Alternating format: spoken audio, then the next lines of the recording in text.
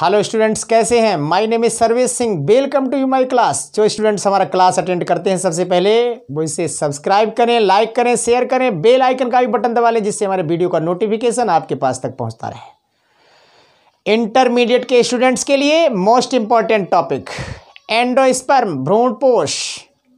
BSc वाले students भी इसे अच्छे ढंग से तैयार कर लें।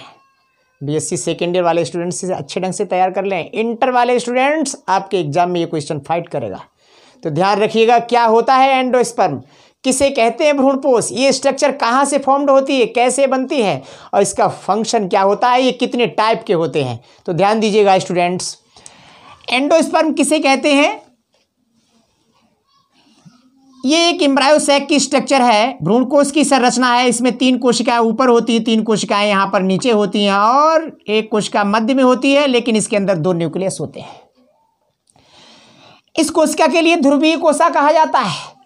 2 न्यूक्लियस होते हैं तो इसे ध्रुवीय केंद्रक भी कहा जाता है। क्यों ऐसा इसे बोला जाता है? क्योंकि एक केंद्रक ऊपर से आता है, एक केंद्रक नीचे से आता है, इसलिए 2 केंद्रकों से मिलकर बनी हुई संरचना पोलर न्यूक्लियाई कहलाती है। ओके, अब यहां पर बात चल रही है भ्रूणपोष। जब ये संरचना, ये एक एग सेल है, अंडकोशा की संरचना है जिसे बोलते हैं। ओके, अब इस सेल के अंदर पॉलिन ट्यूब प्रवेश करता है। जब इस भ्रूणकोष के अंदर पॉलिन ट्यूब की संरचना या परागकण की संरचना प्रवेश करती है तो इसके अंदर जो 2 नर केंद्रक होते हैं, एक तो इसे फर्टिलाइज कर देता है, दूसरा जो नर केंद्रक होता है इस ध्रुवीय केंद्रक के अंदर इंटर कर जाता है या पोलर सेल के अंदर प्रवेश कर जाता है, इंटर कर जाता है। ये कोशिका निषेचित हो जाती है। निषेचित होने से इससे ये ग्रोथ करती है। ग्रोथ करने के बाद में इससे किसका निर्माण होता है? दिस एंडोस्पर्म, भ्रूणपोष की संरचना का निर्माण होता है। अब हम बात करते हैं types of endosperm. Types of endosperm, भ्रूणपोष के प्रकार। भ्रूणपोष कितने प्रकार का होता है? कितने प्रकार के भ्रूणपोष होते हैं? मुख्य रूप से 3 प्रकार के भ्रूणपोष होते हैं। ध्यान दीजिएगा स्टूडेंट्स, कौन कौन से होते हैं? Number 1 nuclear endosperm. Okay, number 2 cellular endosperm. Okay, third helobial endosperm.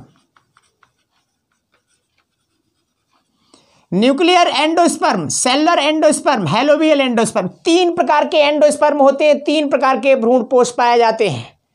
पहला न्यूक्लियर एंडोस्पर्म, केंद्रकीय भ्रूणपोष। इस भ्रूणपोष की सेल स्ट्रक्चर कैसी होती है? ये किस तरीके का होता है?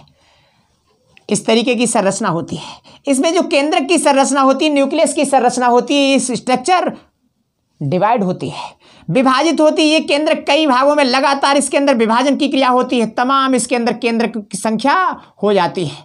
इस तरीके से तमाम केंद्रकों की संख्या हो जाती है और ये केंद्रक परिधि की ओर अरेंज भी हो जाते हैं, व्यवस्थित भी हो जाते हैं और बीच में ये सेल रिक्त स्थान बन जाती है, खाली हो जाती है। तो इस तरीके से केंद्रक की संख्या संरचना के अंदर डिवीजन की क्रिया स्टार्ट हो जाती है, जिससे केंद्रकों की संख्या तमाम हो जाती है। कई केंद्रकों की संख्या हो जाती है, अनिश्चित केंद्रकों की संख्या हो जाती है इसके अंदर, और मध्य में साइटोप्लाज्म कोशिका द्रव्य भरा हुआ होता है और ये केंद्रक परिधि की ओर अरेंज हो जाते हैं, परिधि की ओर व्यवस्थित हो जाते हैं। इस तरीके का जो एंडोस्पर्म होता है, इस तरीके का जो भ्रूणपोष होता है, उसे क्या बोलते हैं? न्यूक्लियर एंडोस्पर्म कहा जाता है। इसे केंद्रकीय भ्रूणपोष कहा जाता है। ओके, दूसरा क्या है? Cellular endosperm. इसी तरीके की संरचना यहाँ इस तरीके के जो एंडोस्पर्म में क्या होता है, यहाँ पर भी ये न्यूक्लियस की संरचना लगातार कंटिन्यू डिवाइड होती है, विभाजित होती है। इस तरीके से तमाम केंद्रकों की संख्या यहाँ पर हो जाती है। इस तरीके से तमाम केंद्रकों की संख्या हो जाती है। लेकिन यहाँ पर होता क्या है? प्रत्येक न्यूक्लियस, सेलुलर मीन्स क्या होता है? कोशिकीय, यानी प्रत्येक न्यूक्लियस के चारों तरफ सेल वॉल बन जाती है, कोशा भित्ति बन जाती है। इस तरीके से प्रत्येक न्यूक्लियस के चारों तरफ इस तरीके से सेल वॉल बन जाती है, कोशा भित्ति का निर्माण हो जाता है। यानी इस तरीके से न्यूक्लियस के चारों तरफ प्रत्येक कोशा भित्ति का जब निर्माण हो जाता है तो ये न्यूक्लियस की संरचना भी क्या कहलाती है? कोशिकीय संरचना कहलाती है, सेलुलर स्ट्रक्चर कहलाती है। इस तरीके के एंडोस्पर्म में, इस तरीके के भ्रूणपोष के अंदर जो न्यूक्लियस के चारों तरफ कोशा का निर्माण हो जाता है, तो वह एंडोस्पर्म क्या कहलाता है? सेलुलर एंडोस्पर्म कहलाता है, कोशिकीय भ्रूणपोष कहलाता है। ओके, अब जो ये थर्ड होता है हेलोवियल, हेलोवियल ये क्या होता है? हेलोवियल एंडोस्पर्म किसे कहते हैं? यहां पर ध्यान दीजिएगा स्टूडेंट्स, यहां पर भी न्यूक्लियस की संरचना का डिवीजन होता है, विभाजन होता है। न्यूक्लियस की संरचना जब एक से दो भागों में डिवाइड होती है तो उन दोनों के मध्य में, उन दोनों के बीच में क्या होता है? एक शेल वॉल बन जाती है, एक कोशा भित्ति बन जाती है। यस, ओके, इस तरीके की कोशा भित्ति बन जाती है। अब केंद्रकों की संख्या 2 हो जाती है। सिचुएशन क्या होती है इसकी? अब ये केंद्रक लगातार कंटिन्यू विभाजित होता है और ये केंद्रक भी लगातार कंटिन्यू विभाजित होता है। इस तरीके से विभाजित होने पर कंडीशन क्या होती है? स्थिति क्या हो जाती है? तमाम केंद्रकों की संख्या हो जाती है।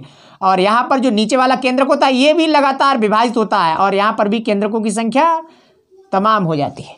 इस तरीके से तमाम केंद्रक बन जाते हैं, लेकिन केंद्रकों में तो विभाजन होता रहता है, जारी रहता है, लगातार होता है। सिचुएशन क्या होती है? स्थिति क्या होती है? लेकिन सेल वॉल दोबारा नहीं बनती। केवल एक बार न्यूक्लियस का फर्स्ट डिवीजन होता है, प्रथम विभाजन होता है, तो न्यूक्लियस 2 बार डिवाइड होता है, एक ऊपर की तरफ, एक नीचे की तरफ, और बीच में सेल वॉल बन जाती है, कोशा भित्ति बन जाती है। इसके बाद में कोशा भित्ति का निर्माण कभी नहीं होता है। इसके बाद में कोशा भित्ति का निर्माण कभी नहीं होता है।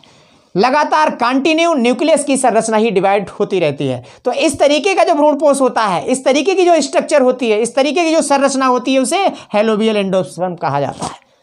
इसे हेलोवियल एंडोस्पर्म कहा जाता है। तो इस तरीके से एंडोस्पर्म की संरचना ये बनकर के तैयार हो जाती है। एंडोस्पर्म की संरचना करती क्या है? एंडोस्पर्म किसे कहा जाता है? भ्रूणपोष, यानी भ्रूण की संरचना के लिए, पोष मीन्स पोषण प्रदान करने वाली, ये एक ऐसी स्ट्रक्चर होती है, ऐसी संरचना होती है जो भ्रूण के लिए पोषण प्रदान करती है।